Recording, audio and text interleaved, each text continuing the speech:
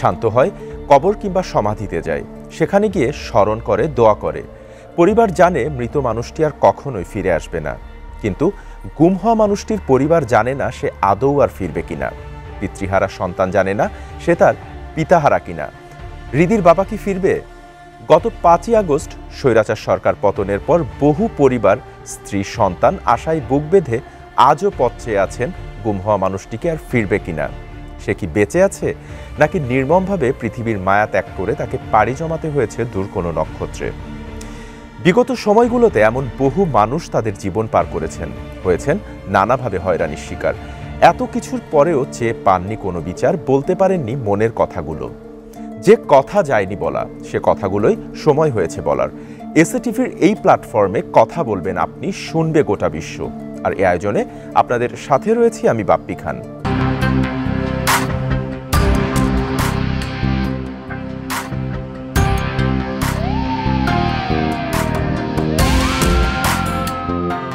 আমাদের আজকের দুজন অতিথির মুখ থেকে শুনবো তাদের সাথে ঘটে যাওয়া নির্মম সেই বাস্তবতার গল্প। আজকে আমাদের সাথে আমন্ত্রিত অতিথি হিসেবে স্টুডিওতে উপস্থিত আছেন গুম হওয়া ছাত্রদল নেতা পারভেজ হোসেনের স্ত্রী ফারজানা আক্তার ও তার কন্যা আদিবা ইসলাম হৃদি। আমরা শুরুতেই কথা বলবো ফারজানা আক্তারের সাথে। ফারজানা আক্তার, শুরুতেই আমাদের স্টুডিওতে আপনাকে স্বাগত জানাচ্ছি। আমি শুরুতে আপনার কাছে যে কথাটি জানতে চাই যে আপনার স্বামী বংশাল থানা ছাত্রদলের সাবেক নেতা ছিলেন এবং তাকে গুম করা হয়েছিল বা এখনো পর্যন্ত তিনি নিখোঁজ রয়েছেন। তাকে ঠিক কিভাবে নিখোঁজ করা হয়েছিল এবং কবে গুম করা হয়েছিল, কিভাবে কোথা থেকে নিয়ে যাওয়া হয়েছিল, বিস্তারিতটা একটু জানতে চাই। এবং ঠিক কতদিন ধরে উনি গুম রয়েছেন? 2013 সালের ডিসেম্বরের 2 তারিখ শাহবাগ থেকে গুম হয়। ও সহ আমার 3 জন, আরও মোট 4 জনকে নিয়ে যায়। তো প্রতিদিনের মতো সকালে ও বের হয়েছে কাজের উদ্দেশ্যে। ও ইসলামপুরে বন্ধুর সাথে কাপড়ের ব্যবসা করে। তো বের হওয়ার পরে ও আমাকে 2টা বাজে ফোন দেয় যে তুমি রেডি হয়ে থাকো, আমার ফ্রেন্ডের ছেলের জন্মদিন, ওইখানে যাব। উনি কি এমনিতে রাজনীতির পাশাপাশি ব্যবসার সাথে জড়িত ছিল? বন্ধুর সাথে ব্যবসা ছিল। তো আমি রেডি হয়ে পরে আসরের সময় আসরের নামাজ পড়ে আমি ফোন দিচ্ছি। তো ফোন দেওয়ার পর দেখি মোবাইলটা বন্ধ। তখন হরতালের অবরোধ চলতেছিল। তো ও আমাকে আগেই বলছে যদি আমার মোবাইল বন্ধ থাকে তুমি ভয় পাও না। তো রাজনীতি করতো, অনেকে পুলিশে ধরে নিয়ে যেতেছে, তো মোবাইল বন্ধ রাখতে হয়। তো আমি এইভাবে আর মোবাইল করছি। তারপর আমি কয়েকবার ট্রাই করছি। ঠিক মাগরিবের নামাজটা পড়ে যখন আমি উঠছি, তখনই আমার এক দূর সম্পর্কের মামা আমাকে ফোন দিচ্ছে যে পারভেজকে পুলিশে ধরে ডিবি নিয়ে এসছে। যে ওরা যেখানে ছিল 6 জন ছিল, 4 জনকে নিয়ে গেছে আর 2 জন পাশে ছিল। ওই 2 জনকে দেখে এসে এলাকায় আর কি বলছে যে ওদেরকে নিয়ে গেছে। ওই 2 জনকে আমি পরে আমার আম্মুকে ফোন দিই। তো ও যে রাজনীতি করার কারণে আমরা যাত্রাবাড়িতে একটা বাসায় মেয়েকে নিয়ে আমরা ভাড়া থাকতাম, 2 জন আলাদা থাকতাম। তো আমি আমার আম্মাকে ফোন দেওয়ার পর আমার আম্মু আইসা রাত্রেবেলা আমাকে নিয়ে গেছে। মানে ওই যে সংসার থেকে বের হয়ে আসলাম, আর মানে ওইটাই আমার জীবনের সব শেষ, ওই মুহূর্তটাই শেষ। তারপর আব্বুর বাসায় আসার পরে আমার মামাকে ফোন দিয়েছে যে কি হয়েছে একটু খোঁজ নাও, আমি তো বুঝতেছি না। পরে আমার মামা ওই এলাকায় খোঁজ নিয়ে দেখে যে এরকম 6 জন ছিল। 2 জন দুই জন আইসা বলছে যে শাহবাগ থেকে 2টা মাইক্রোবাসে 2 জন করে এক এক গাড়িতে তুলে নিচ্ছে। আর সবাই সাদা পোশাক ছিল, শুধু গাড়ির যে সামনে যে পোশাক বসছে ওনার কোট ছিল, ডিবি কোট পরা।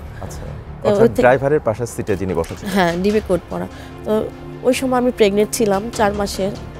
তো আমি তো ওই দিনটা বের হই নাই। তো ওই দিনে ওই 3 পরিবার, আর আমার হাজব্যান্ড ছাড়া, মানে আমার পরিবারটা ছাড়া আর বাকি 3 পরিবারের লোক ডিবি অফিসে যায়।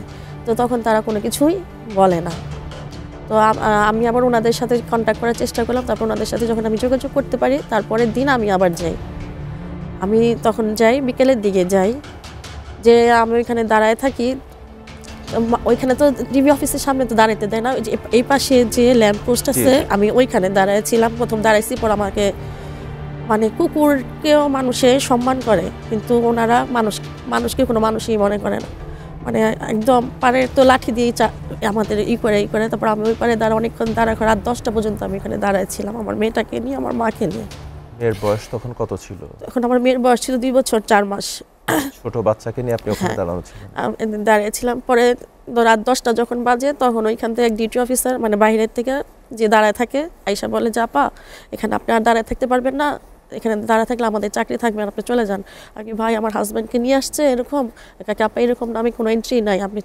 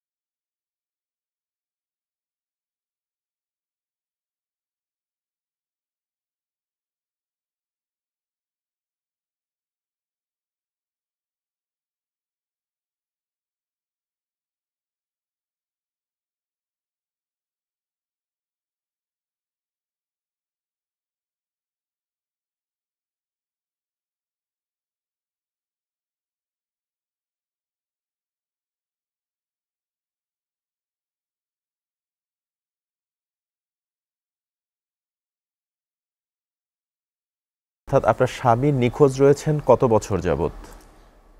11 বছর শেষ হয়ে গেছে। 12 বছরে পড়েছে।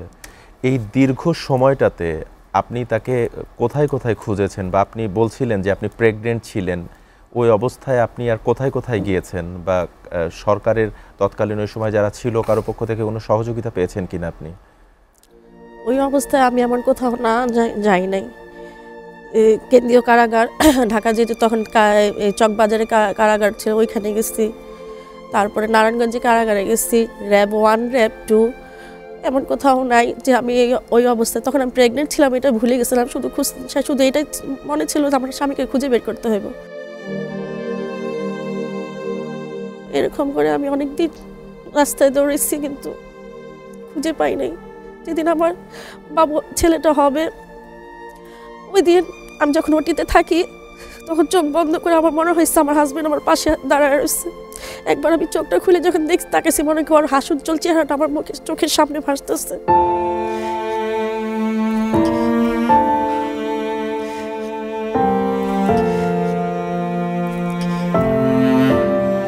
এই যে 12 বছর যাবত উনি নিখোঁজ রয়েছেন বা গুম রয়েছেন, ঠিক কি অপরাধে তাকে তুলে নিয়ে যাওয়া হয়েছে সেটা কি আজ পর্যন্ত জানতে পেরেছেন? ও কোনো দিনও কারোর সাথে খারাপ ব্যবহার করে, এলাকার কোনো মানুষের বলতে পারবে না যে ও একটা খারাপ লোক ছিল। শুধু একমাত্র রাজনীতি করার কারণে ওকে ধরে নিয়ে গেছে। আর ওর সাথে যে 3 জনকে নিয়ে গেছে তারা বিএনপি ছাত্রদল করতো। আচ্ছা, এই যে রাজনীতি করার কারণে আপনার স্বামী গুম হলেন এবং তিনি আজও নিখোঁজ রয়েছেন, দীর্ঘ এই জার্নিটাতে আপনি কি দল থেকে কোনোভাবে সহায়তা পেয়েছেন, বা আপনার কি কোনোভাবে খোঁজ খবর নেওয়া হয়েছে? এবং পাশাপাশি এটাও জানতে চাই যে তৎকালীন সরকারের তরফ থেকে কি আপনি কতটা বাধার সম্মুখীন হয়েছিলেন, এই দুইটি বিষয় জানতে চাই। হ্যাঁ, রাজনীতি থেকে সহযোগিতা বলতে আসলে ওনারা অনেক দিন যাবো দল ক্ষমতা নাই। আর আমি আমার মতো, আমি তো আর একা গুম পরিবার না, এরকম অনেক হাজার হাজার পরিবার আছে, গুম খুন নির্যাতিত পরিবার, সবাইকেই দল দেখতে হয়। তো ওনারা চেষ্টা করে যতটুকু দেখা করার। তো আমার মানে তারেক রহমানের নির্দেশে আমাদেরকে আমাদের বংশাল থানার ইসাক ভাই, ইশরাক ভাই, তারপর হামিদুর রহমান হামিদ ভাই, তারা চেষ্টা করছে আমাদের দেখাশোনা করার। আপনার ছোট ছেলেটার বয়স এখন কত? এখন 11 বছর 11 বছর শেষ হয়ে 12তে। আচ্ছা, সম্ভবত আপনি বলেছিলেন যে ওকে একটা সাইকেল কেনার দেওয়ার একটা বিষয় বোধহয় ছিল ওর জন্মদিনে। এটা কি ওর বাবা কি চেয়েছিল এমন কিছু? না, ওর বাবা তো জানেই না যে ছেলে হবে না মেয়ে হবে, তো শুধু জানতো 4 মাসের প্রেগনেন্ট ছিলাম আমি তখন। তো আমাকে কালবেলা একটা স্টুডিওতে নিয়ে যাওয়া হয়। আসলে ছেলে 2 বছর যাবতই চাইতেছিল একটা সাইকেল। আসলে ওদের অনেক চাওয়া পাওয়া, আমি তো সব পূরণ করতে পারি না।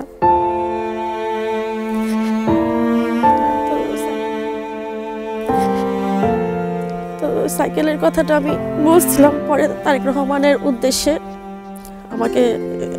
তারেক রহমানের নির্দেশে আমাকে এক ভাইয়া আমার ছেলেকে সাইকেলটা গিফট করে। তো এই যে আপনার যে দুইজন সন্তান, এই সন্তানদেরকে তাদের বাবার স্মৃতি আঁকড়ে ধরে রাখতে কি আপনি মানে সবটাই ছোটবেলা থেকেই একদম খুলে বলেছেন এবং বাবাহীনে জীবনে কিভাবে অভ্যস্ত করেছেন?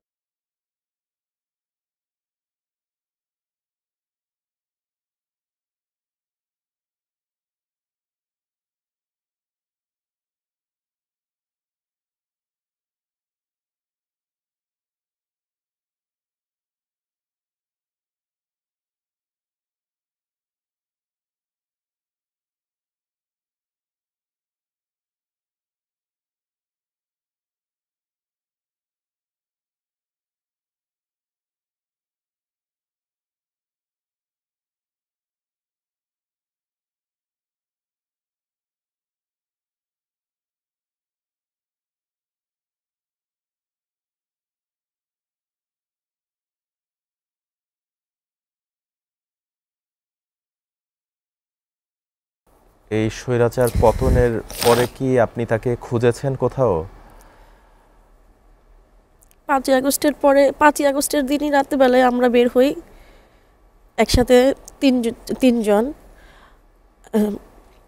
চঞ্চলের পরিবার, আমি আর সোহেলের পরিবার, তিনজন একসাথে বের হই। যে শুনছি যে ইয়েতে ডিজিএফআই থেকে লোক বের করতেছে।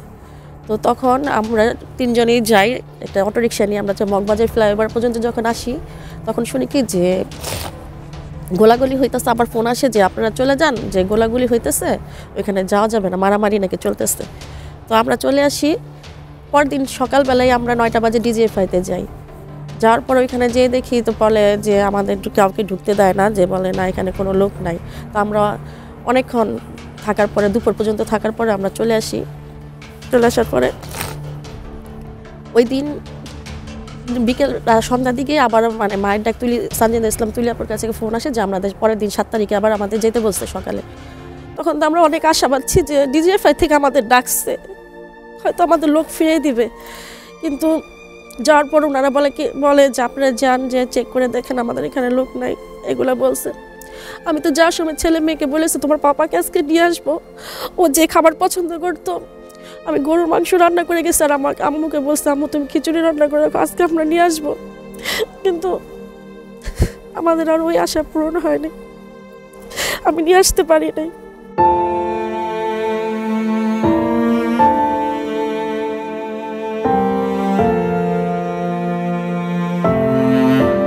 আপনি তো আপনার স্বামী নিখোঁজ হওয়ার পর থেকে ভাই 5ই আগস্টের পরেও আরও অনেক গুম পরিবারের সাথে দাঁড়িয়েছেন, বিচারের দাবি নিয়ে রাস্তায় দাঁড়িয়েছেন এবং অনেকের যারা ফিরে এসেছে অনেকের মুখ থেকেই নির্যাতনের ভয়াবহ বর্ণনাগুলো শুনেছেন, আয়নাঘরের সেলগুলো দেখেছেন। তো আপনার কি ধারণা হয়েছে যে তার সাথে আসলে ঠিক কেমনটি হতে পারে বলে আপনার ধারণা হয়েছে? আয়নার ঘর যেই দেখার পরে তো আমরা নিজেরাই ঠিক থাকতে পারি নাই, যে এতটুকু ছোট ছোট ঘরের মধ্যে একটা মানুষকে কীভাবে রাখা হয়। তো র্যাব 2-তে ওর নাম পাওয়া গেছে লেখা।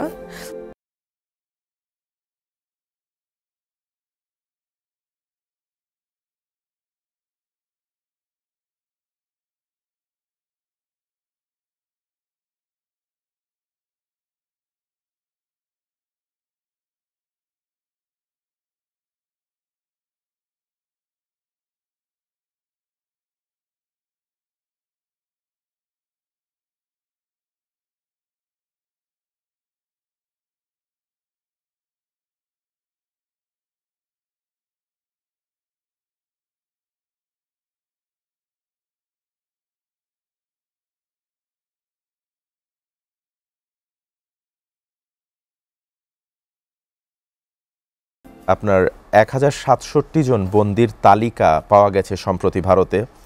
সেখানে কি আপনার স্বামী থাকতে পারে বলে আপনি কি ধারণা করছেন? আপনার কি মনে হয় তিনি কি এখনো বেঁচে আছেন এবং তিনি কি ফিরে আসবেন? আমি জানি না উনি বেঁচে আছে কি না, এটা বলতে আমার কষ্ট হয়। কিন্তু 2021 সালে গুম দিবসের দিন আমার একটা ফোন আসে। এক বছরে আমার কোনো ফোন আসে না, শুধু ওই 21 সালে আমাকে একটা ফোন আসে। ফোনে বলতেছে যে রিধিকা পাপা জিন্দা হে চালায়েগা, হিন্দি ভাষায় শুধু এতটুকু কথা বলছে। তো কথাটাকে আরেকবার একটু বলবেন? মানে আপনার কাছে ফোন আসে গুম দিবসের? হ্যাঁ, গুম দিবসে 2021 সালে নাম্বার থেকে। হ্যাঁ, একটা নাম্বার থেকে। তো বাহিরের নাম্বার, আমি ভাবছি আমার দুলাভাই ফোন দিচ্ছে। তো ভাইয়া বলাতে বলতেছে কি যে রিধিকা পাপা জিন্দা হে চালায়েগা, শুধু 37 সেকেন্ডের কথা এতটুকুই বলছে। অর্থাৎ হিন্দিতে বলেছে হ্যাঁ, কথাটি। হিন্দিতে বলছে। এর জন্য আমি আশাবাদী যে আমার হাজবেন্ডকে হয়তো ইন্ডিয়াতে রাখা হয়েছে। আমরাও আশা করি যে উনি ফিরে আসুক আপনাদের মাঝে, তাদের সন্তানদের মাঝে উনি ফিরে আসুক। আপনার ছোট ছেলেটার কথা যে বলছিলেন, তার বয়স তো নিশ্চয়ই অনেক কম, তাকে আপনি কি বলে সান্ত্বনা দেন বা কি বলে বোঝান? আগে তো বলছি তোমার পাপা বিদেশে থাকে, এখন এখন কিছু বলি না। এখন ওরা বুঝে যে ওর পাপাকে পুলিশে ধরে নিয়ে গেছে, কিন্তু আসবে।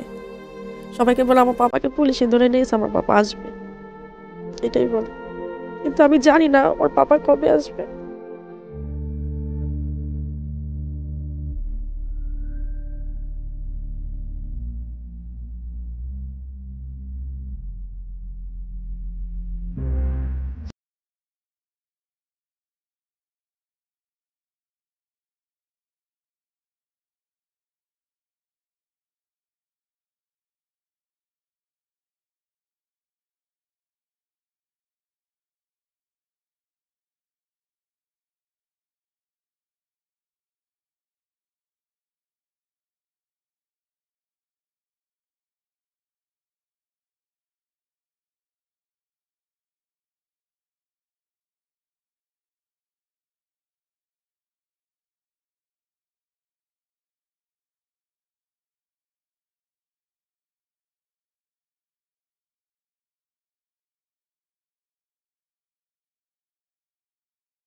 হয়তো আর নাই।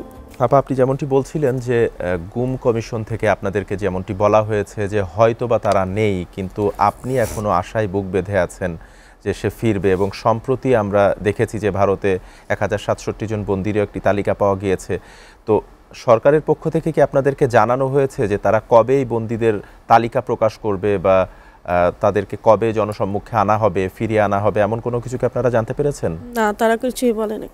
সরকারের তরফ থেকে আমরা এই বিষয়ে কিছুই খবর পাইনি। ওনারা যদি আরও আগে তাড়াতাড়ি করে এইটা করতো, পদক্ষেপটা নিত, তাহলে তো এই দেয়ালের আলামতগুলো সব নষ্ট করে ফেলছে।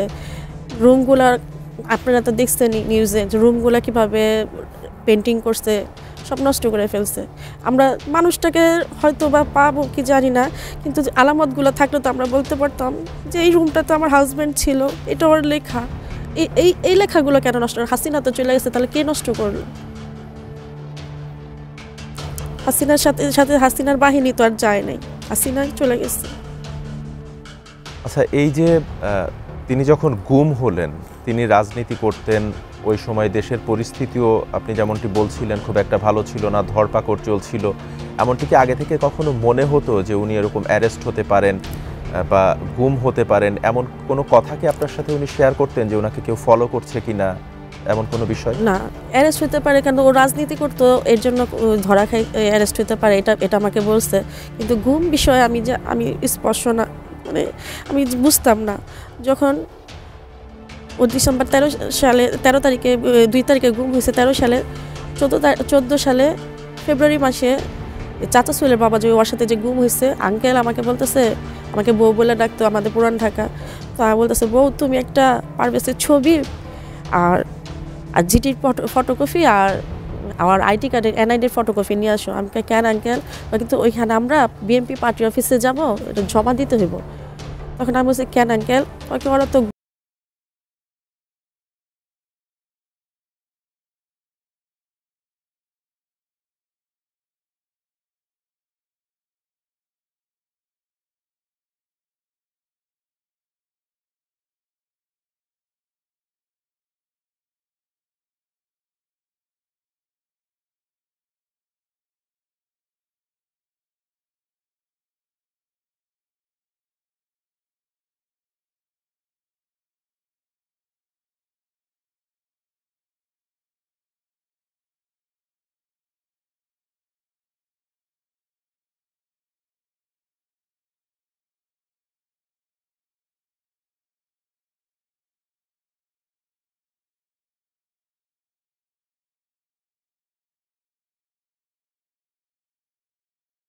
যে আপনাদের সংসারটা কত বছরের ছিল এবং উনি যে যখন গুম হলেন তখন আপনি বলছিলেন আপনার মেয়েটার বয়স ছিল তখন বোধহয় 2 বছর এবং সন্তান একটি পেটে ছিল।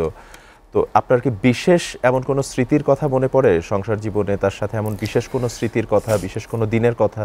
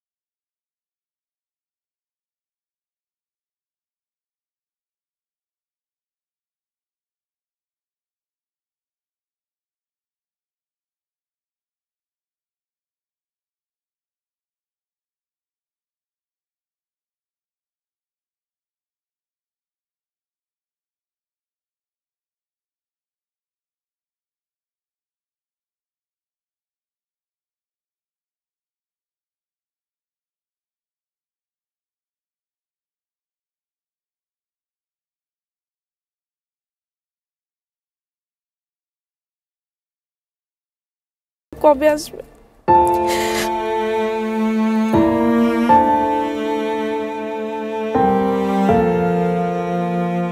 আচ্ছা, এই যে আত্মীয় স্বজনের কথাটি বলছিলেন, আপনার স্বামী গুম রয়েছে প্রায় 12 বছর।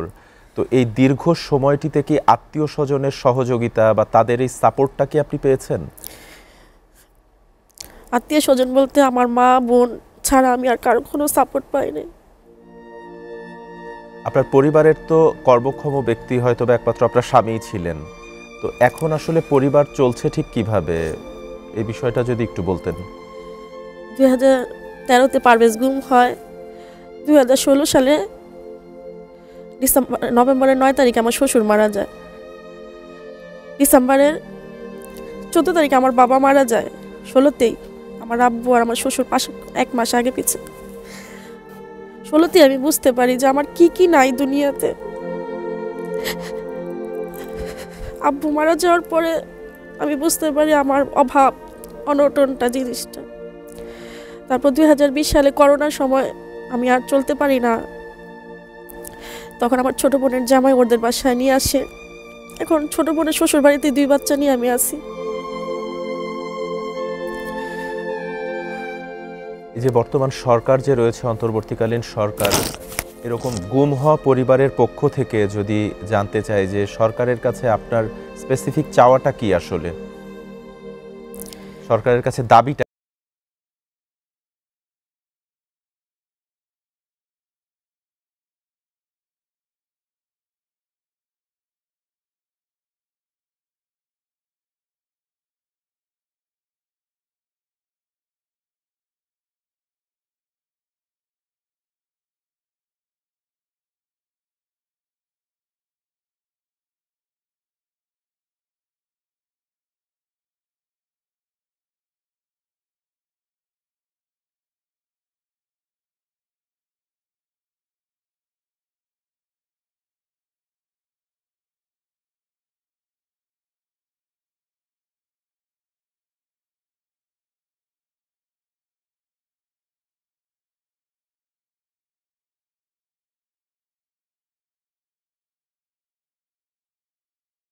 পরিবারগুলো রয়েছে, আমরা দেখেছি যে এই জুলাই অভ্যুত্থানে যারা শহীদ হয়েছেন বা যারা আহত হয়েছেন তাদেরকে সরকারের পক্ষ থেকে বিভিন্নভাবে সাহায্য সহযোগিতা করা হচ্ছে।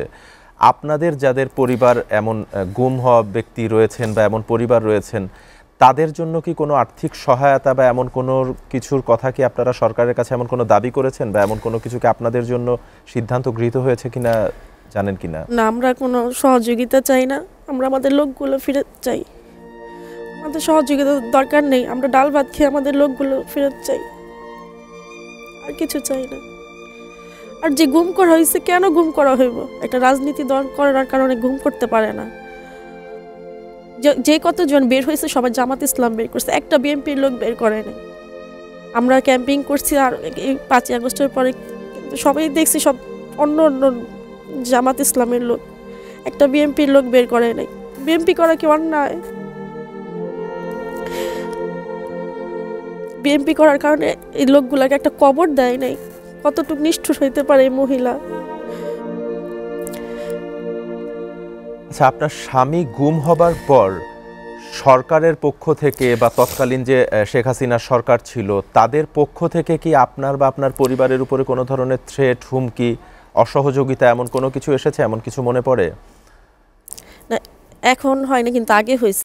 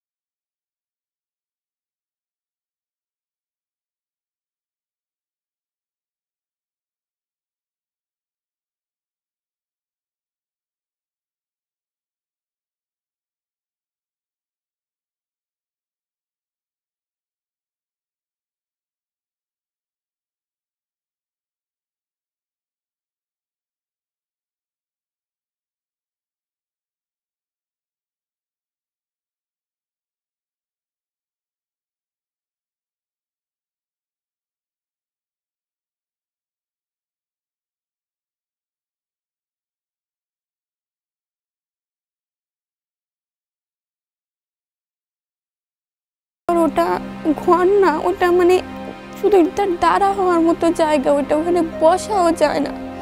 মানে ওটা তো একদিনই থাকা অনেক কষ্টের ব্যাপার, অনেক বছরের পর বছর কিভাবে থাকছে।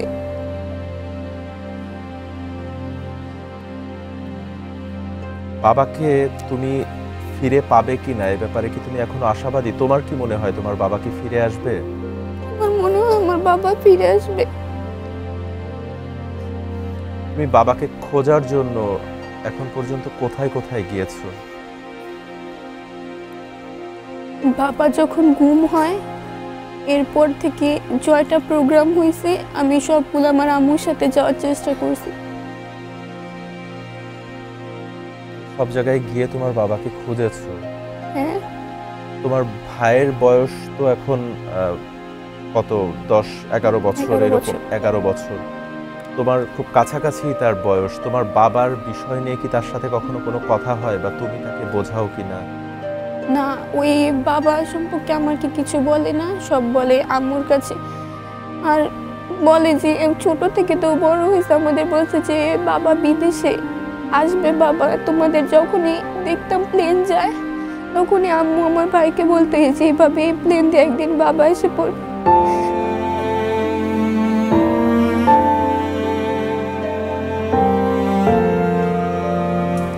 তুমি বাবাকে যদি সত্যি ফিরে পাও, তুমি সর্বপ্রথম তাকে কি বলতে চাও? বাবাকে জড়িয়ে ধরে বলতে চাই, বাবা আমি তোমাকে অনেক ভালোবাসি।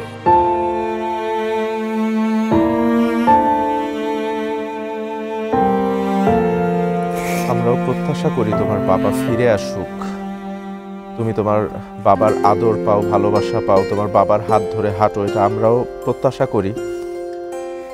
বর্তমান যে অন্তর্বর্তীকালীন সরকার রয়েছে, জানো দেশে ডক্টর ইউনূসের নেতৃত্বে যে অন্তর্বর্তীকালীন সরকার রয়েছে, একজন গুম হওয়া পরিবারের সন্তান হিসেবে, বা তোমার বাবা যে গুম হয়েছে এমন অসংখ্য পরিবার দেশে রয়েছে, তুমি জানো তোমার মতো আরো অনেক সন্তানরা তাদের বাবার আদর থেকে বঞ্চিত, ভালোবাসা থেকে বঞ্চিত। তো এই যে যে সরকার রয়েছে দেশে একটা, এই সরকারের কাছে যদি তোমার কোনো চাওয়ার কথা জানতে চাওয়া হয়, যে একজন দেশের নাগরিক হিসেবে বা এই গুম পরিবারের থেকে তোমার চাওয়াটা কি সরকারের কাছে?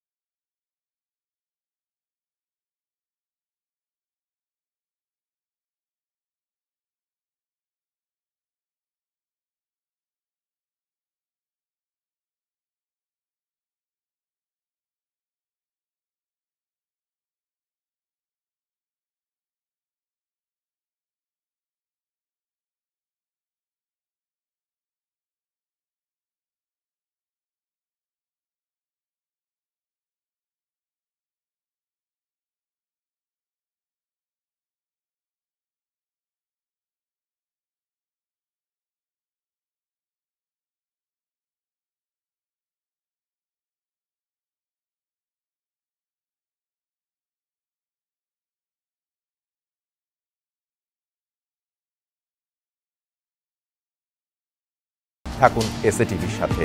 আল্লাহ হাফেজ।